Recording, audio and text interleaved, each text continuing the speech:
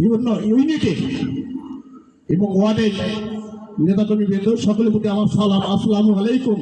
হিন্দু বাজার আজকে একটু আগে আমার পূর্ববর্তী বক্তা একটা কথা বলেছেন যে আমরা এখনো 5 তারিখের আগে পর্যায়ে আছি। ভেলাপুরি আজকের এই কর্মী সভা চিত্র সেটাই প্রমাণ করেছে। যাই তবু হচ্ছে আমরা আশা করছিলাম এতটুকু জায়গা না, আজকের এই প্রোগ্রামটা বিশাল আকারে হবে, যদিও হবে আগামীতে হবে ইনশাল্লাহ।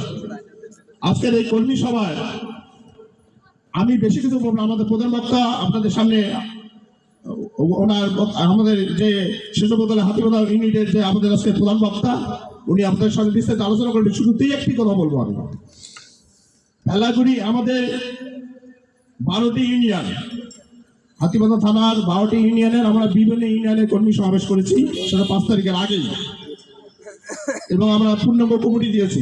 কিন্তু ভেলাগুড়ি ইউনিয়নের